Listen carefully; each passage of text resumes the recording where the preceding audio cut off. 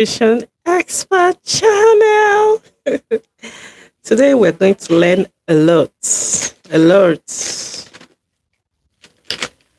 So, our topic today, I'm going to talk about three topics today. So, the first topic is nutritive value of legumes. Nutritive value of legumes. Nutritive value of legumes. Protein. Protein is part of the nutritive value of legumes. Okay, let me start with what are legumes. Legumes are the edible seeds of leguminous plants. The edible seeds of leguminous plants. That's what legumes are. The edible seeds of leguminous plants is what we call legumes. So, legumes used as food are divided into two. The legumes we use as food, they are divided into two. The first one is pulses. The second one is oil seeds. Why I'm teaching this topic, because it will lead to the particular topic I want to teach about. I want to teach you about a part of legumes that you should eat every day. So that's why I have to explain what legumes are before I can talk about legumes and nutritive parts, before I can link it to the particular legume that I want you to take as snacks every day. Legumes are the edible seeds of leguminous plants. Legumes used as food are divided into two. We have pulses, we have oil seeds. Pulses, these are edible seeds of cultivated legumes. Examples of pulses, we have peas, we have beans, we have lentils. Then the oil seed parts of legumes. These are legumes grown and used for their oil content. The oil seed legumes are the ones that we use and we produce it for their oil content. We use them because of their oil content. An example of those oil seed legumes are, we have granules, melon, cotton seeds, soybeans. So soybeans. So factors to consider when purchasing legumes. What are the factors you should consider when you're purchasing legumes? The factors you should consider when you're purchasing legumes, like we have beans, peas, lentils, granules, we have melon, we have cotton seeds, soya beans. So when you go to the market to purchase your legumes, these factors is what you should consider.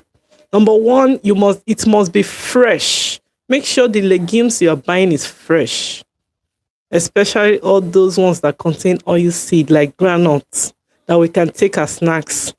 You check if the legume is fresh, if the granite is fresh, if the beans is fresh, if they have not been invaded by weevils, if they have not been invaded by some insects.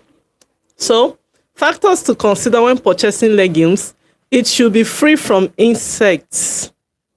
It should be free from insect attack.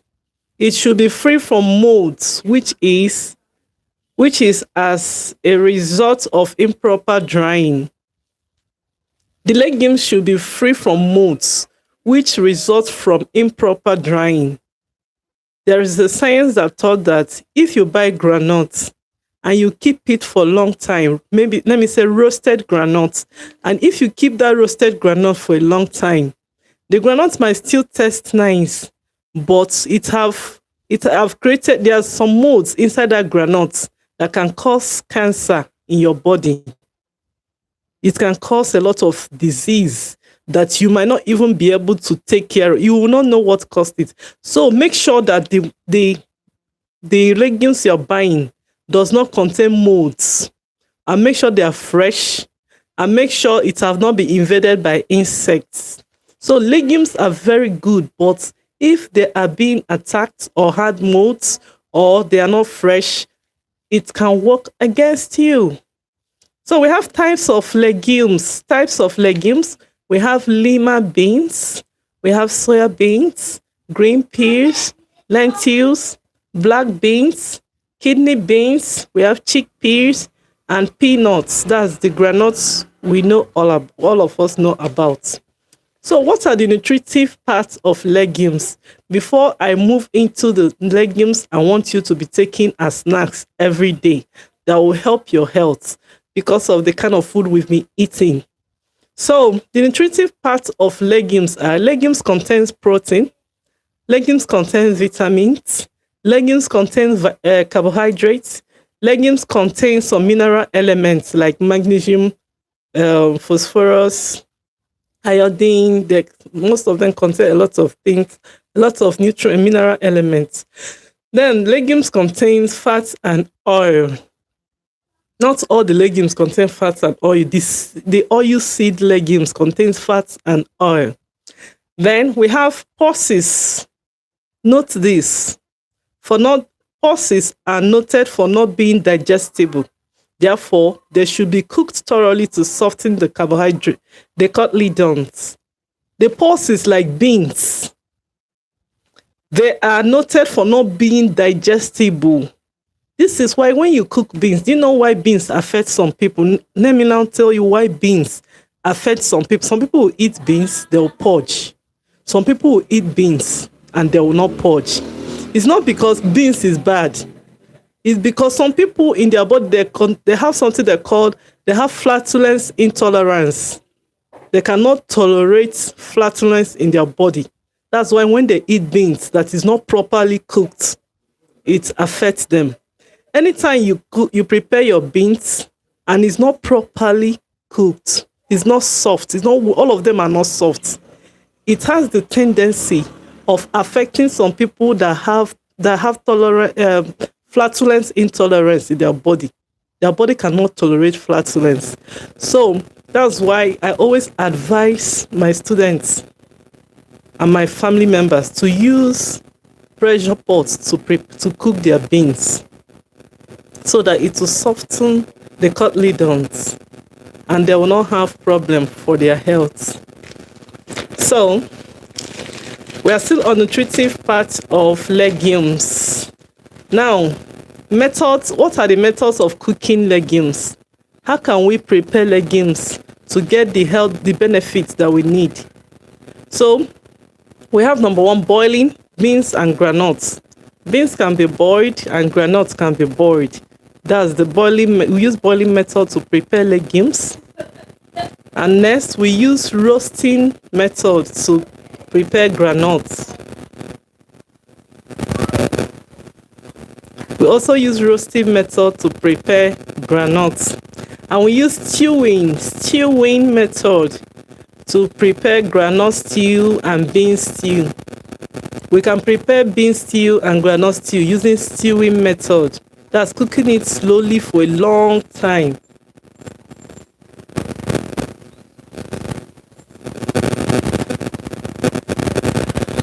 So, don't mind me. The sound card is giving me some issue. Oh, I think it's okay. All right, the cooking method of legumes, that's where I am. So we have boiling method, roasting method, steaming. Beans, that's when we use beans to prepare moi moi. We use steaming method to cook it. When we wash beans, grind it for our moi moi, we use steaming method for it. Then we have frying method to prepare our legumes like akara. If you have eaten akara before, you understand what I'm talking about. Now, how can we store legumes? The storage of legumes or pulses. How can we store our legumes? We can store our legumes fresh. So store fresh pulses in a refrigerator. In your refrigerator at a temperature below 50 degrees or 4 degrees Fahrenheit. You can store, if you buy your beans and those beans you bought, it has not been invaded by insects. If you have freezer, you can put all the beans in a bucket cover the bucket, or you can put in a nylon, tie it tight, and put in the freezer. It can stay in that freezer and it will not get spoiled. No insect will invade it. It will not be affected by any molds. It's only when you bring it out from that freezer and keep it outside that insects can invade it. So you can store your legumes in the freezer. Then number 2 of storage of legumes. Store frozen pulses in freezer. Okay, the same thing that I said. In temperature below 10 degrees Celsius. Then store dried pulses in clean, airtight container off the floor in the dry store. Then you can store your dry pulses in a clean container. Like if you get a gallon or a bucket, make sure the inside is dry. Then you can pour your pulses inside it. Make sure the container is clean also. Pour it inside it. Don't keep it on the floor. Make sure it is on a plank or on a table or on a seat. If you put it down, there's a tendency that it might absorb moisture or something can happen and it will spoil. So keep it on a table, or you can put wooden plank on the floor and line them and keep them on those planks. So that's how to store your pulses, like your legumes. Now I'm going to talk about fruits before I'll get to exactly what I want us to learn. Fruits. What are fruits? So many people are advised to eat fruits every day, but most of us does not know what fruits are. What are fruits? What exactly are fruits that we are advised to eat every day? Now, listen and hear what fruits are.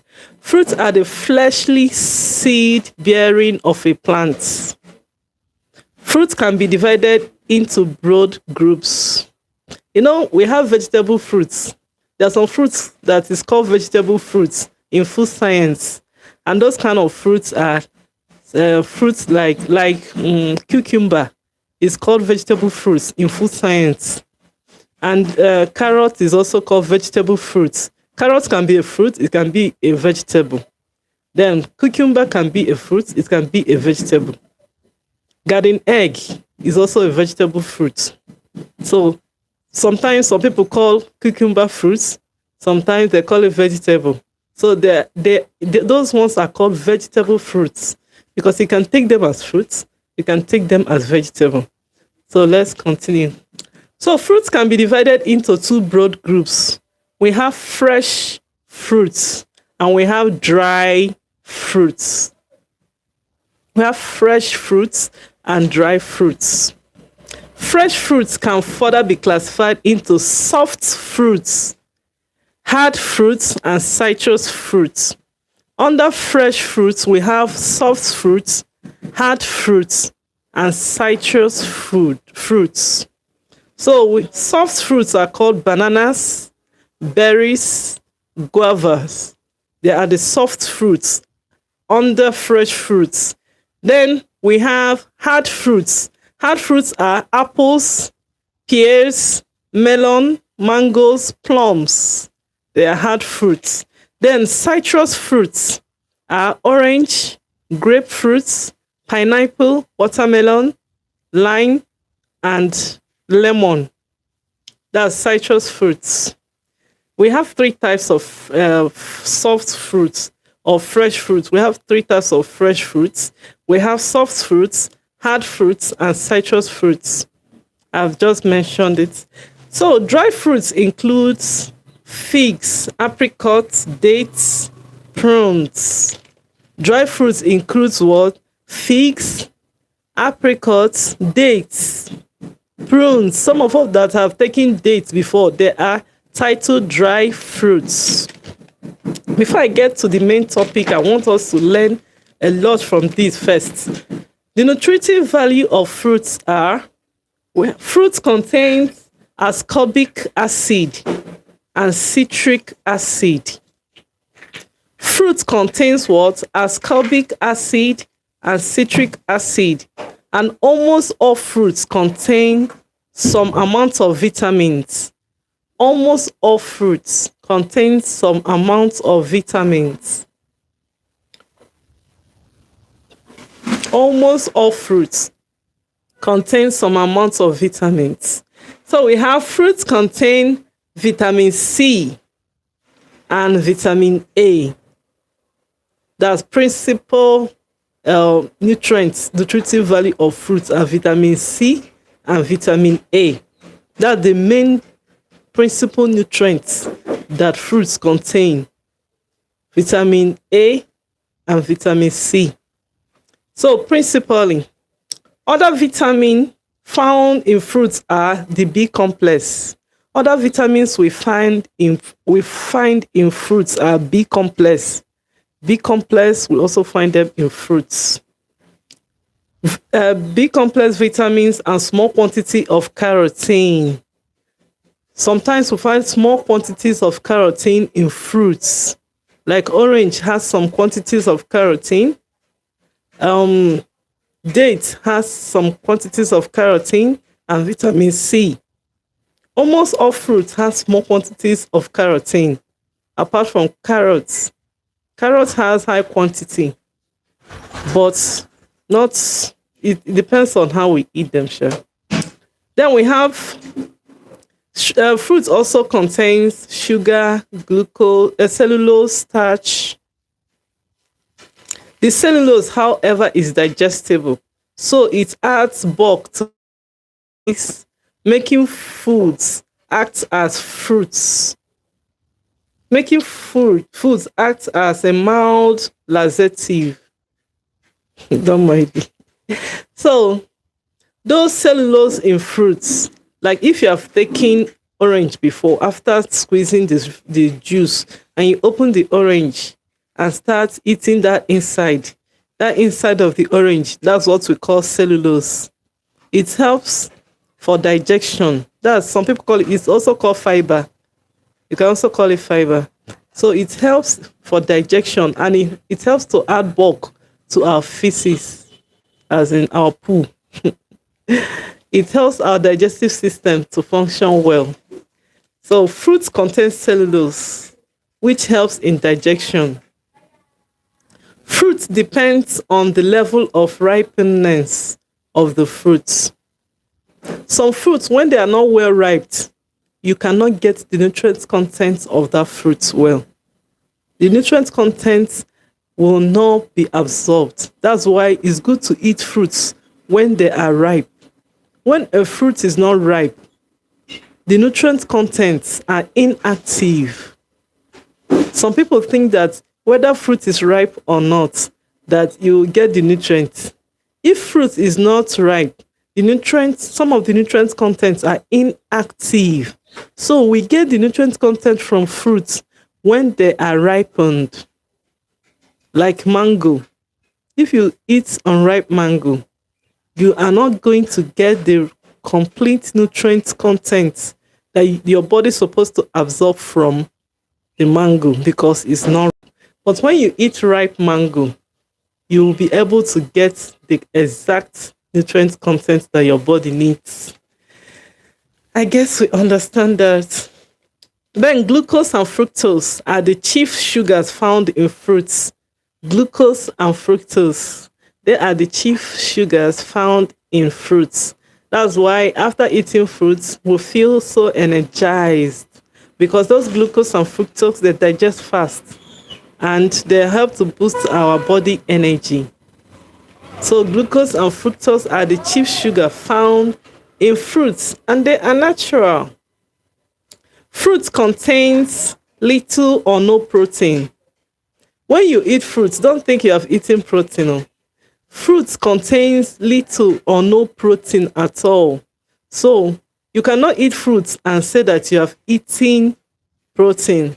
And fruits also contain little or no fats. And then fruits also contain little or no mineral salts. But they contain different types of organic acids. Fruits contains different types of organic acids. The acids are responsible for the sourness of unripe fruits. The acid in fruits, they are responsible for the sourness of unripe fruits. Most of us that have taken more, I don't know the English. Okay, is it African apple fruit? And then this after African apple fruit, or they call it, Igbo people call it odala, and some people call it abwali. No, the sourness is from the acid of the fruits, organic acid that is in the fruits. The acid are responsible for the sourness of unripe fruits. As the fruit ripens, the concentration of the acid reduces. When food is ripened, the concentration of the organic acid in the fruits reduces. That's why the sweetness comes in. So we need to be eating ripened fruits. The names of the acid present in fruits are, when they are ripe, the names of the acid present: ascorbic acid. Ascorbic acid is we know that ascorbic acid is vitamin C. And then we have citric acid, we have malic acid, we have tartaric acid, and oxalic acid. These are the acids found in fruits. Factors to consider when buying or choosing fruits. When you want to choose fruits that you eat, or you went to the market and you want to buy the fruits that you eat, these are the factors you should consider. Number one, the fruit must be fresh. If the fruit is not fresh, don't buy it. Number two, it must be free from insect infestation. The fruit must be free from insect infestation. If insects have invaded it, don't eat it. It's not good for you. It's not fresh anymore. The fruits, factors considered when choosing fruits. The fruit must be ripe. The fruit must be very ripe. That's one of the factors to consider when choosing fruits. Then the fruit must be firm to touch. It must be firm to touch. It should not be soft. It should not be too soft when you touch it. It must be firm to touch. Now, example, buy fruits in season. Okay, this one is the main part of fruits. When fruits are in season, please always buy it. Do you know what it does? When fruits are in season, don't neglect it. Any fruits that you see that is in season, keep on eating it until the season goes. Once the season is out, you can stop eating it. Because fruits, when you eat fruits that are in season, okay, let me now read from my notes. Buy fruits in season to get it cheaper and fresh. Banana, pawpaw, citrus are common during rainy season, while guava and orange are common during dry season. And when you eat fruits that are in season, it helps to boost your immune system. It makes your body not to get some infection or some disease that are moving around in that season. Once you eat fruits that are in season, it protects your body from all the dangers that are in that season. If it's season of dry weather, when people are suffering from dry skin and everything, and you eat fruits that are in season, you will not have such problem. If it's a season of cold, where so many people have cough, catarrh, and just focus on the fruits that are in that season. Whenever you see disease flying around, or many people having a particular type of disease, eat the fruits that are in season or foods that are in season. Just be eating it. It will boost your immune system for that season, and to make you not to get the infection that is moving around, and it will help your body. Now, methods of serving fruits. How can we serve fruits? Now we have bought the fruits. How can we serve it? Fruits are served while fresh. You serve your fruits while they are fresh. It can be served raw, or it can be served ripe. Unripe fruits are fruits with hard skins. They may be cooked. Somebody will say, why should they cook fruits? Unripe fruits, they have hard skin. They may be cooked. That's science for you. Unripe fruits are fruits with hard skin. They may be cooked. The juice can be squeezed out like the citrus fruits. Like orange, some people can decide to make orange juice. You know, there are some children, there are some babies, they cannot take orange direct. from the orange. You have to squeeze out the juice and give them to take. So those you can serve fruits by squeezing out the juice and put in a cup or in a container and serve for drinking. So fruits can be squeezed out like the citrus fruits like orange, lemon, lime. You can squeeze them out and serve. And served beautifully in a cup or a jug. Okay? It can also be cut into shapes. Fruits can be cut into shapes like fine cubes, sliced round, pineapple rings, triangle shapes, and so on, and be served. It will look so interesting and so nourishing. So, jams and jellies can be made from fruits and can also be served as fruit salad. We can make jams and jellies from fruits and they can be served as fruit salad.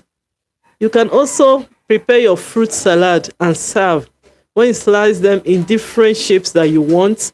Maybe mango with pineapples and so many other one. Orange, put some orange. Make your fruit salad, your watermelon and cucumber and mix everything together and enjoy your fruit salad. So it can be served as fruit salad. Effects of heat on fruits. Now, how do heat affect our fruits? So many of us, we go to the market, we see some fruits that are they kept them for sales, but some people will keep fruits under the sun and be selling. I'm going to teach us effects of heat on fruits. There are so many things that can make fruits to lose their nutrients before we consume them.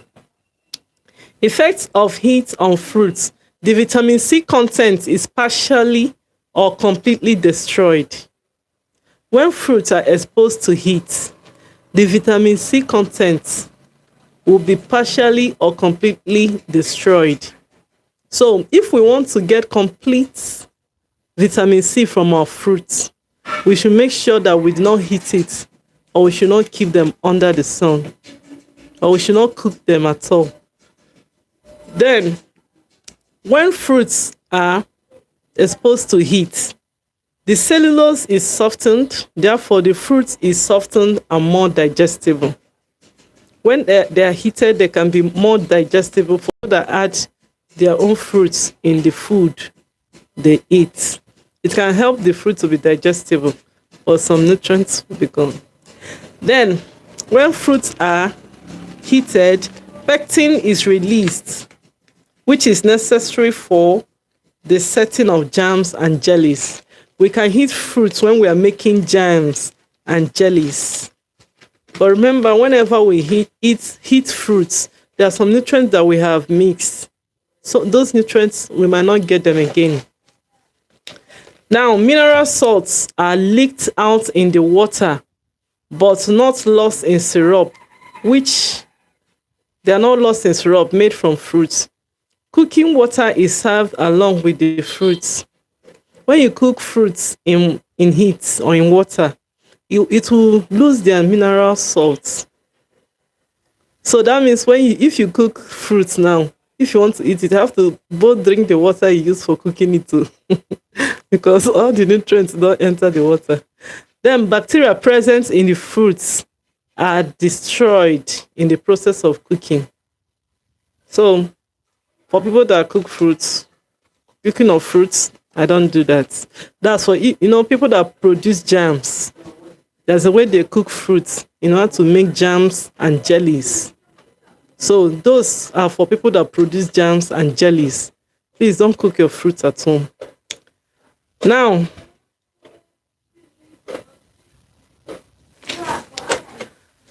all right, I think the fruits, about fruits, I've completed that.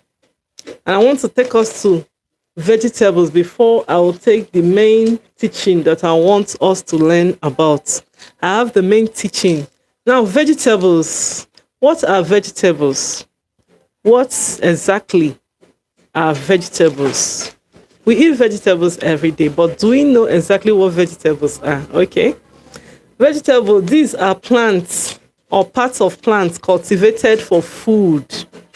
Vegetables are plants or parts of plants cultivated for food.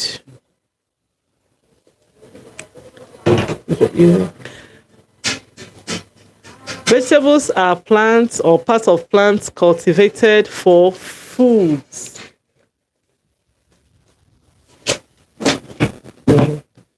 Yeah.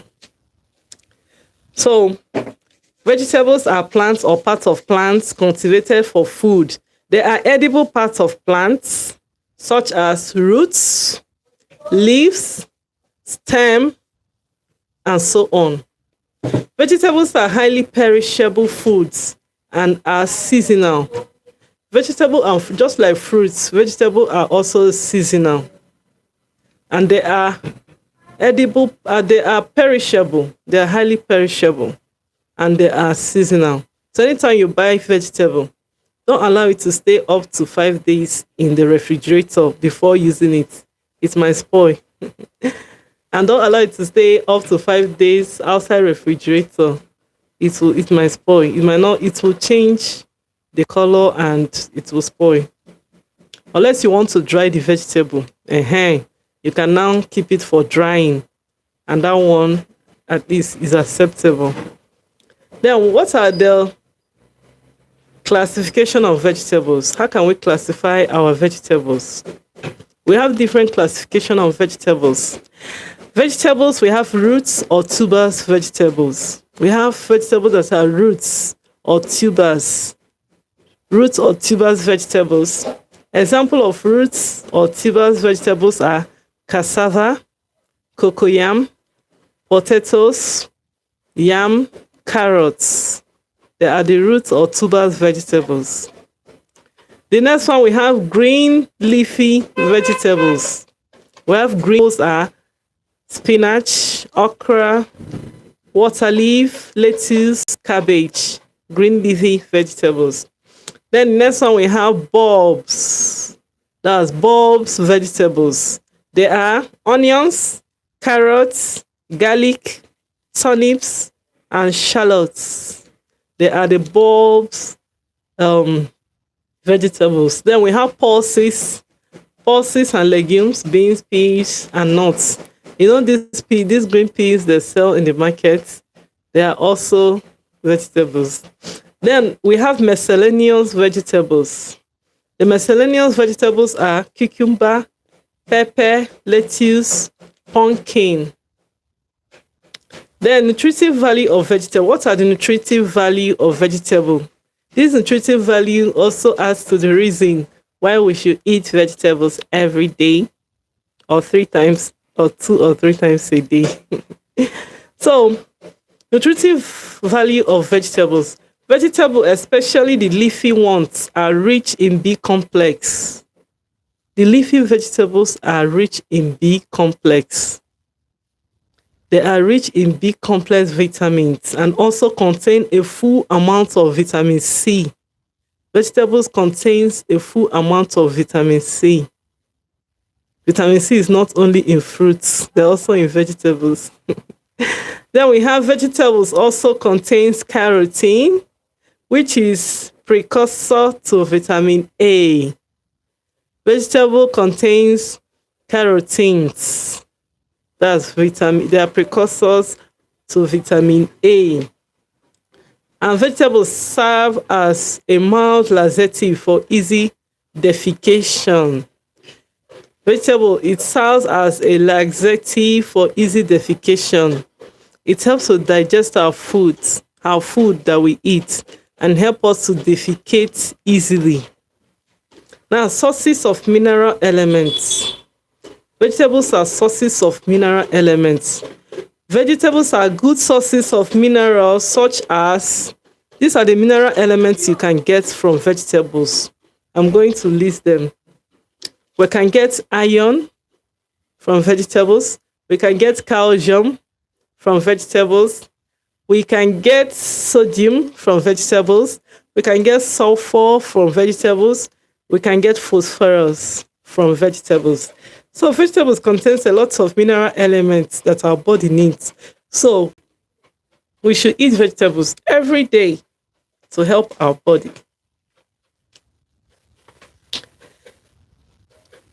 Then factors to consider when purchasing vegetables. What are the factors to consider? Okay, before I come to the factors to consider when purchasing vegetables, let me list the nutritive components of vegetables. The nutritive components of vegetables are protein, carbohydrates, starch, sugar, mineral salts, vitamin A, B, C, vitamin A, and then B complex, vitamin B complex are the nutritive components of vegetables. Then what are the factors to consider when purchasing vegetables? When you go to the market to buy your vegetables, what should you consider? Number one, the vegetable should be free from soil. They should be clean. They should be free from soil. From soil. Okay. The skin should be smooth and unwrinkled and firm. The flesh of the vegetable should be smooth from wrinkle and it should be firm. Then they should be free from signs of decay. When the vegetable is looking as if it's already decaying, please don't buy. Then the leaves should not drop when the bunch is shaked. When you shake the bunch of the vegetable, if the leaf drop, it's no more fresh. But when you shake it and the leaf remain where they are, then it's fresh. They should be free from insect attack. The vegetable should be free from insect attack. If insects have invaded it, don't buy it.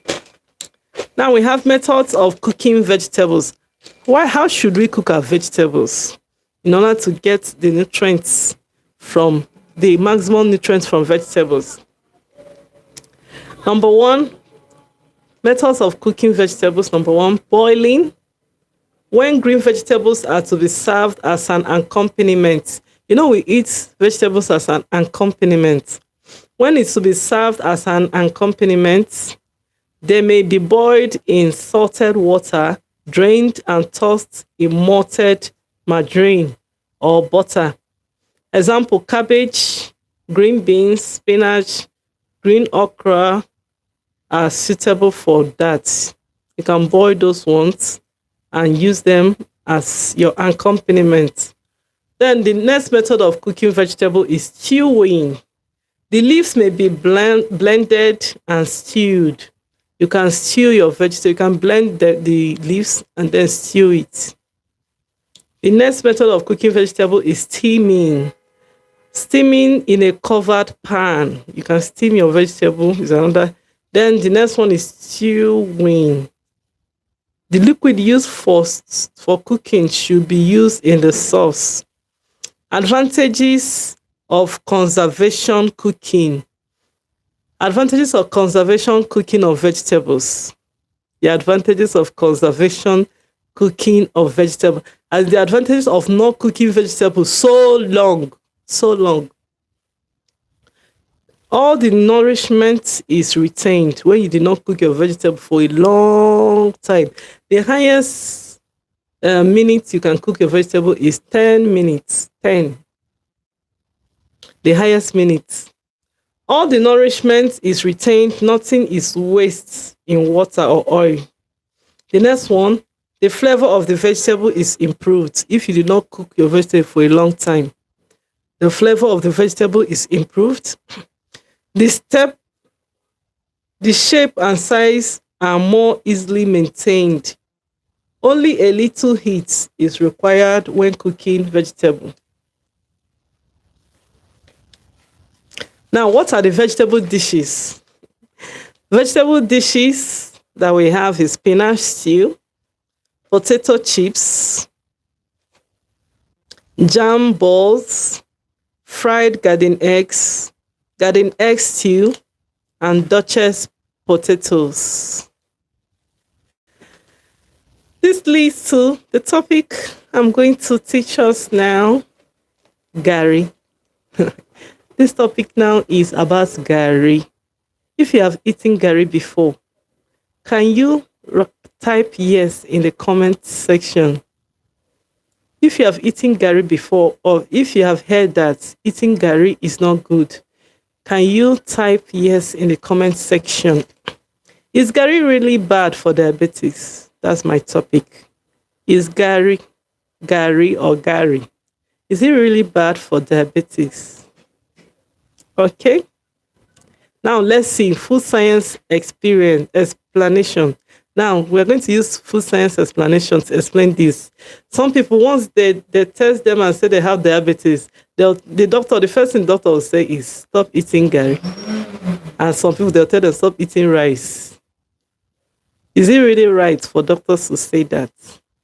Now I'm going to teach us. Gary is one of the most common foods in Nigeria.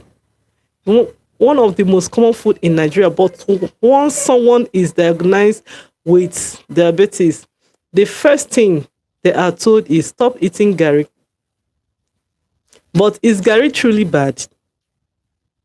Let's answer this question. Please, if you feel Gary is not bad, can you type yes or no? Is Gary truly bad for diabetes, or is the problem from how we eat it, or how much and how it is processed?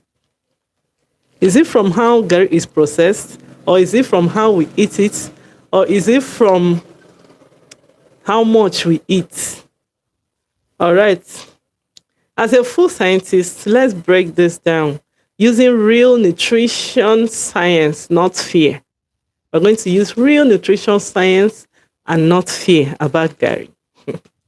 What is Gary made from? What is Gary made from? Gary is produced from cassava, a root crop that is very high in carbohydrates. Gary is produced from cassava, a root crop that is very high in carbohydrates. During processing, cassava is peeled, grated, fermented, processed, and roasted to get this Gary. Do you see how many processes cassava goes through not to make Gary?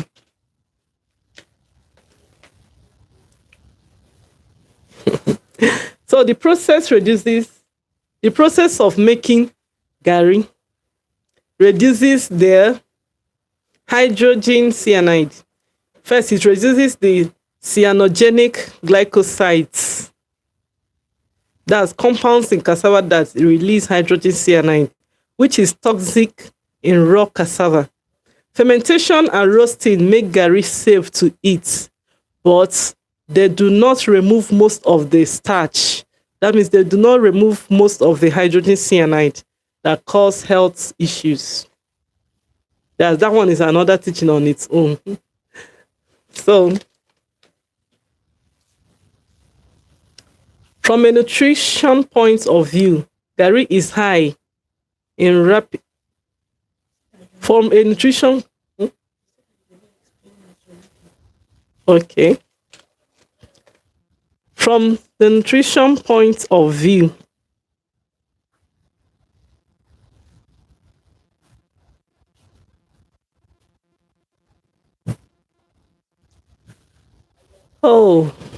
I've seen the question someone asked.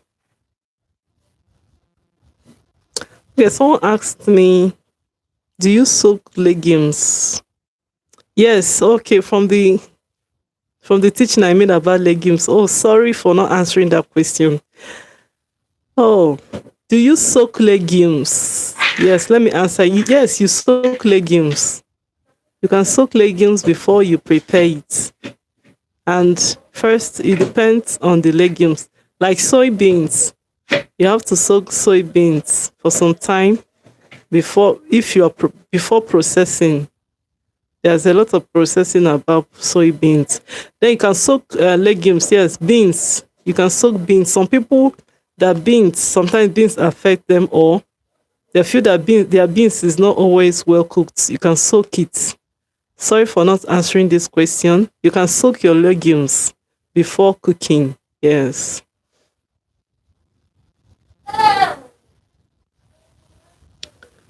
Oh, sorry for that. Someone said you are doing live, you're not answering questions.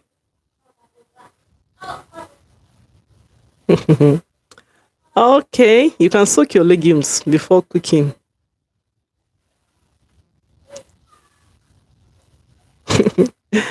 Oh, I made the note. Someone said, if you know it, stop reading from the book. Yes, we cannot cram it all. I made the notes for you to learn. Yes, it's normal. It's not bad. My brain is, I'm not a machine. Yeah. So let's continue. I hope I've answered your question. Yes, you soak legumes. You soak legumes. You soak legumes before preparing. So Gary, I'm still on Gary. Gary is processed through cassava. You can process Gary through cassava. I've always said this. Gary contains hydrogen cyanide. That's what we call hydrogen cyanide. It's in Gary. It is from hydrogen cyanide is when Gary is processed from cassava, and this cyanogenic glycoside is what releases hydrogen cyanide when Gary is processed.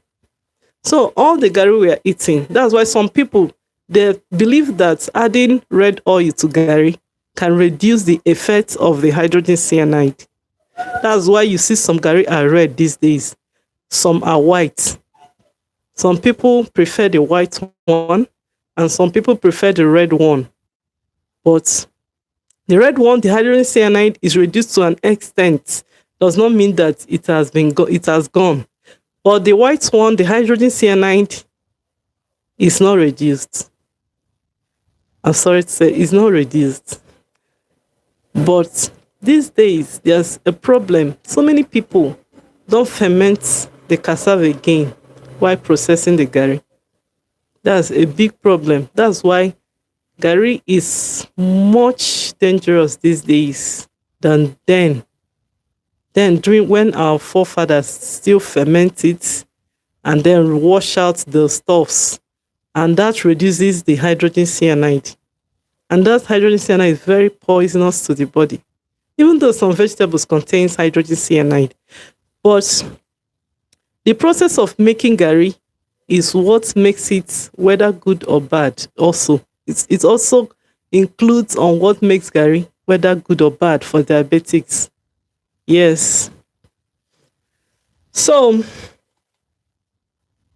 Gary is made, the last process of making Gary is roasting. When you roast the Gary, that's the last stage. Gary is safe to eat, but they do not remove most of the starch.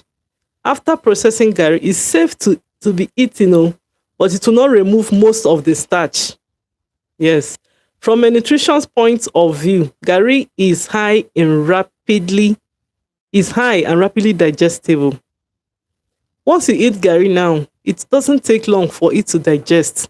And immediately it digests, it releases glucose immediately.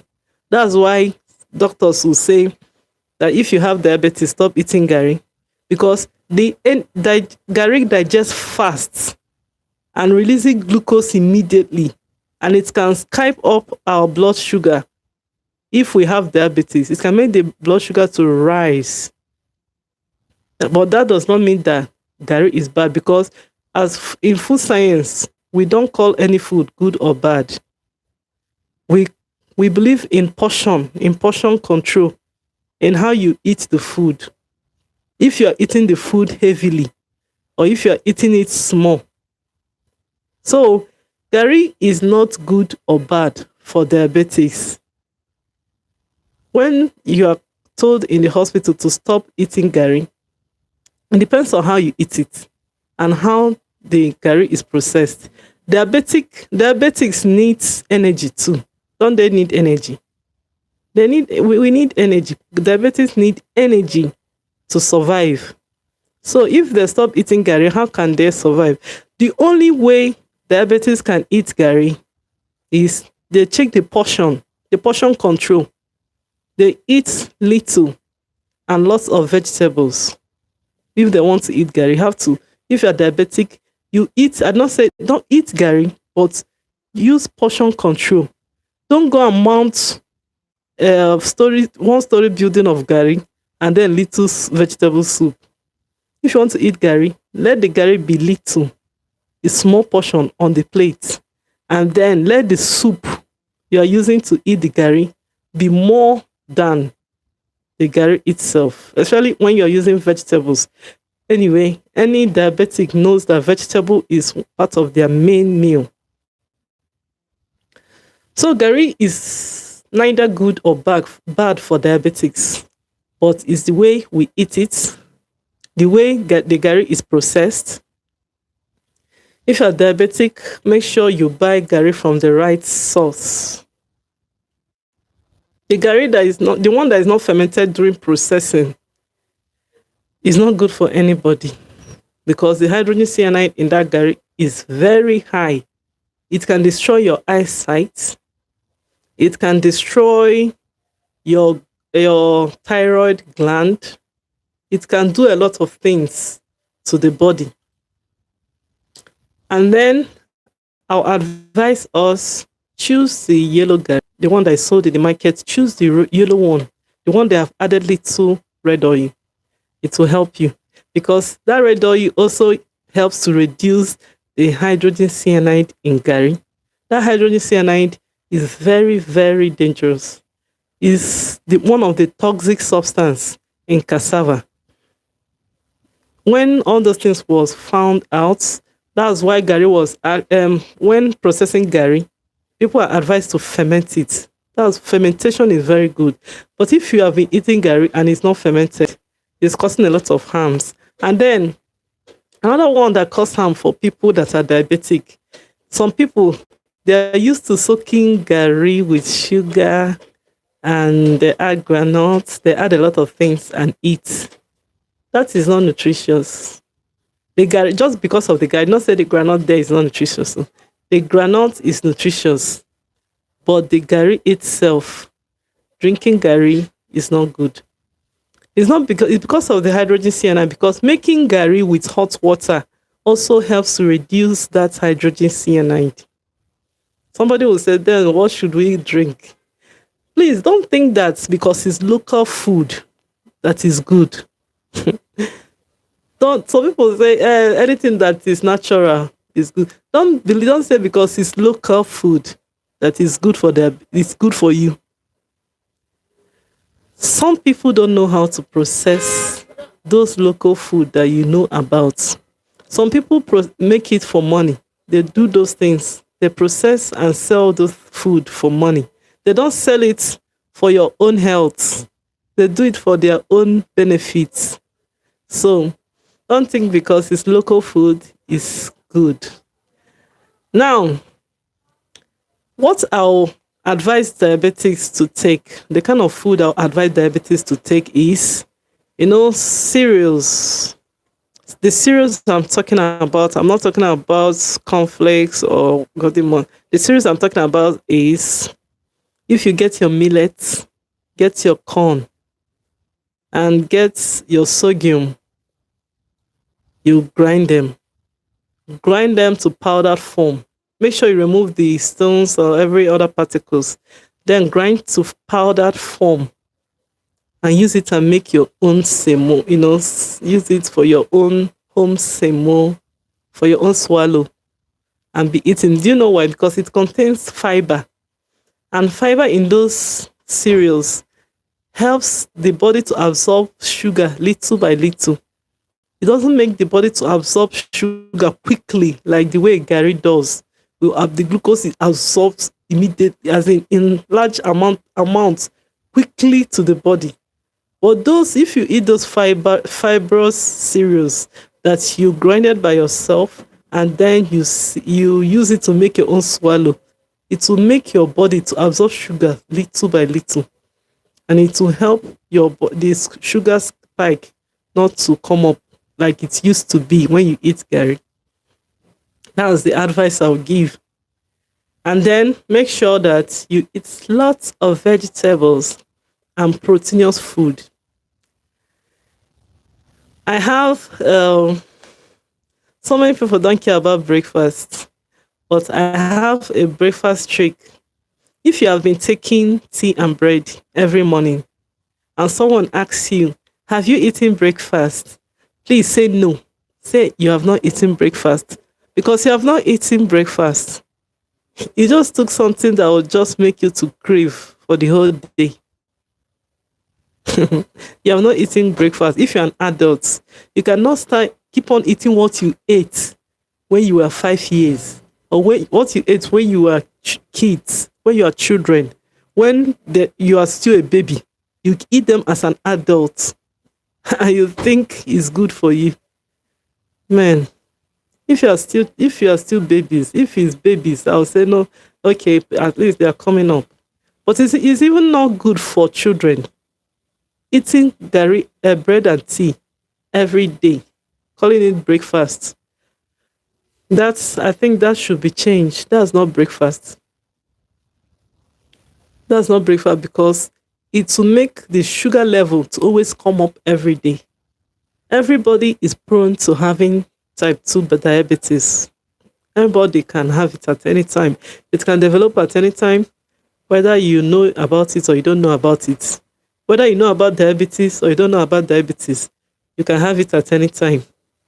So taking tea and bread, first of all, bread contains sugar, some sugar, and it contains white flour. Contains flour that they use for making it. Then it contains some other additives.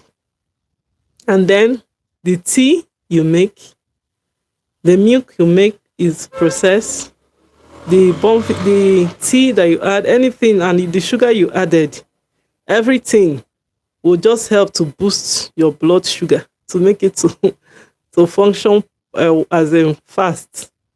And when those blood sugar comes up, it's damaging a lot because anytime you eat sugar, the insulin runs out quickly to come and absorb it. And when they come, if there's an atom of the one that is not real sugar, artificial sugar there, the insulin will not take it. The insulin will be angry and take the sugar, already stored sugar in your body. And once it takes the already stored sugar in your body, you will have a sugar crash. And that sugar crash will make you to crave more. You crave more for more sweet things. And that's keep on weakening the insulin again. When you now eat another sugar, the insulin will come out again.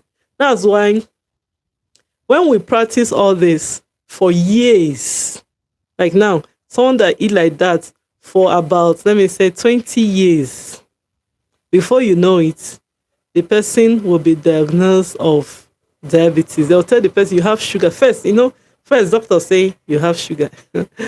And the next one, that's whenever you hear that somebody has sugar, it means that the person is pre-diabetic. So once they tell you have sugar, the next thing you hear is there's diabetes. So before you hear the doctor say that, I want to give us a breakfast trick. The breakfast you'll be taking every morning or daily. The trick you will use to make that your insulin to relax more, to function more better for you. This is a secret I'm going to reveal. I'm going to reveal it right here. Or should I talk about the granite I told you guys? Granite is part of the legumes I talked about. For someone, if you know someone that is diabetic, please help the person. Don't allow the person to eat tea and bread. Tell the person that tea and bread is a no-no. And then if you know someone that is pre-diabetic, advise the person, tell the person tea and bread is no. And then fizzy drinks is a capital no. Fizzy drinks, a capital no. Because all these things, because we have eaten those things for years, it's now habits. It's now our habits. We'll keep on eating them without knowing that it's damaging something. Any chronic illness doesn't show immediately. It shows later in life, which is why chronic illness is very tricky. So, the breakfast secret I'm going to give us now is, oh my God, should I say this? Should I say this? This what I normally tell my students, my diabetic students, the people like that. Oh my God, the people I make meal plans for. I don't always expose it, but I want everybody to be healthy. I want everybody to feel good. I don't want anybody to have diabetes. So the secret of your breakfast should be this. Very easy, especially if you're in Nigeria.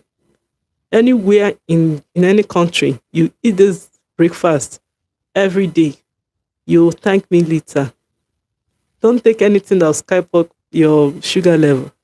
So take this. It's very easy. You don't need to stand up and start preparing. Just boil egg. You can use one boiled egg or two. In the morning, after boiling that egg, you keep it aside. Then get little vegetable and cook it with red oil. Red oil, I'm not saying vegetable oil. And not all, if you have the original groundnut oil, you can use it. After preparing the vegetable with some pepper, pepper, if you have pepper, add salt, add all the things you use for cooking to make it delicious, onions and co. And make the vegetable, keep it aside. Then get your granules, roasted granules, peel the back and keep it aside. Then the next thing you would do is peel the back of the eggs, put the vegetable by the side of the egg and eat it. After eating it, eat the granules. After eating the granules, take any fruits of your choice. After taking any fruits of your choice, you are done for breakfast. Drink water and relax. And be yourself. Move around though. The secret of diabetes that people don't know. Immediately after eating, stand up and move. Immediately you finish eating. Anybody needs that. Immediately you finish eating, take about 20 minutes walk. That's the secret. Diabetes has a cure, but so many people don't know. The secret for diabetes, because if you did not do that, very soon the leg will start aching. Once they mention diabetes, some people think it's only sugar. That sugar that is failing, very soon it will enter the heart. The heart will start failing. Very soon the liver, the kidney, the bones, the eyes, everything will start failing. Some people think that diabetes is just the sugar. It affects almost every organ in your body. So whenever you finish eating, if your leg have not started aching you, if your eyes have not started paining you, keep eating all this food. Even if your eyes have started paining, even if your leg is aching you, after eating any meal at all, and don't eat late. Let your last meal of the day be by 6 p.m. You must be doing intermittent fasting every day. Once you eat by 6 p.m., don't eat again till the next day. If you cannot do 6 p.m., you can do 7 p.m.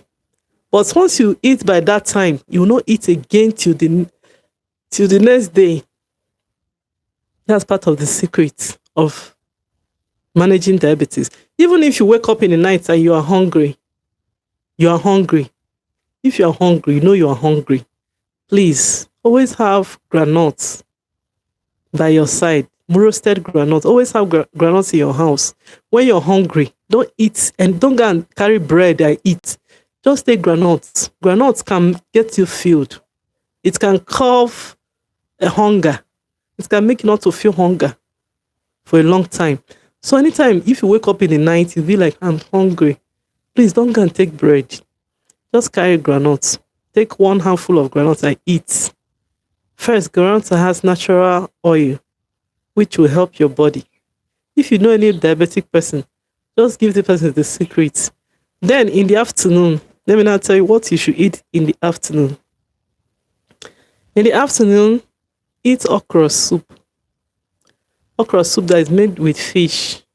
Fish, let fish be your protein in the okra soup. And after eating the okra soup, take orange or mango, any fruit that is in season, take it. Then that okra soup is not done. Move out. Go under the sun.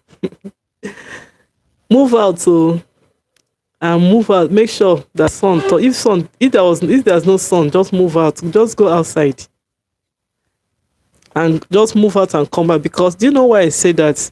Some people are eating vegetable wrongly. Vegetable and then some meat, some things we eat gives us calcium. And calcium cannot be absorbed without vitamin D. Some people will say, why is my bone paining me? Why is this one happening? I eat calcium every day. I think without vitamin D, your body cannot absorb calcium. I'm sorry. So that's why I always prefer people to eat okra soup in the afternoon. Don't eat it in the night. When you eat it in the afternoon, make sure you move out. Just go out. Go outside the sun. Go out and move around. If you think that the afternoon when you normally eat your lunch is around 4, or then increase it, take it to 1 or 12:1. Take your okra soup with your any swallow. But that will that will affect your blood sugar. Take all this plantain flour, the one that's used for making you make it a swallow and eat. This unripe plantain flour, I used to process that one and sell. If you take that one and then with the okra soup, move out immediately. Walk around. The secret of diabetes is after eating, move around. Because once you move around, you are helping your body to absorb the food. The food will not be wasted. And the sun that will touch you will also help your body to absorb calcium because of vitamin D. If after eating you say, I'm tired, and you're not staying inside, you are doing yourself. Because diabetes has a cure. Are you ready for the cure? The cure is movement and eating healthy. All right. In the night or in the evening, what you should eat is get moi moi and side vegetable. Moi moi that is made from beans and side vegetable. And then you can snack granuts throughout the day. Nothing will happen. So you can snack granuts. Let your snack, whenever you feel like, oh, I'm hungry, carry granuts and eat. It does a lot to your body, but you don't know. Just carry granuts. Even if it's little, carry and eat. I don't want to mention coconut because some people are on medication. I don't want something that will stop your medication. Just carry granuts and eat. And if you can do this for some days, maybe that breakfast, let that breakfast be your breakfast. The way you used to take tea and bread those days, that particular breakfast I mentioned, let it be your breakfast at least for 7 days. And then extend it to 1 month. Let it just take that one as breakfast. You can change other ones, lunch and dinner, but don't change that breakfast. You know how every time tea and bread, that particular breakfast I gave you, take it and you see how your body will be energized. And then snack granuts. If you don't have granuts, you can also snack almond. Almond. For people that always feel weak in the morning, if you're diabetic, you always feel weak in the morning, please go to the market and buy almond. Tell them to give you almond, that almond seed, that almond, buy it and keep in your house. If you're always constipated, don't take it like that. If you're always constipated, first soak it. Soak it for about 4 hours before you take it. Soak it in water, in clean water, drinkable water. Soak it. Only take 4 in the morning. You can take 4 in the morning, 4 in the evening. Don't take too much of almond. But almond, if you always feel weak and you're diabetic, it's that weakness that makes diabetic patients to want to take sugar because they always have sugar crash. The sugar crash is now normal, so it makes them to always feel weak. Buy almond now. If you know anybody that have diabetic, buy almond for that person. Give it to that person as a gift. Buy it plenty. Tell the person every morning, soak a particular, or in the night, you can soak it, in the morning you eat it. Take it for strength. It gives them strength. And granuts is also good. You can snack almond, you can snack granuts. But when you're snacking almond, you have to be very careful because it can cause constipation. It's very dry. You can decide to soak it for few hours before you take the almond. I believe I have mentioned a lot and I'll be going now. Thank you. This is Food and Nutrition Expert Channel. We are so glad to have you this morning. Thank you. I appreciate. If you have not subscribed, please do subscribe to my channel. I will keep on giving you some tips of healthy eating.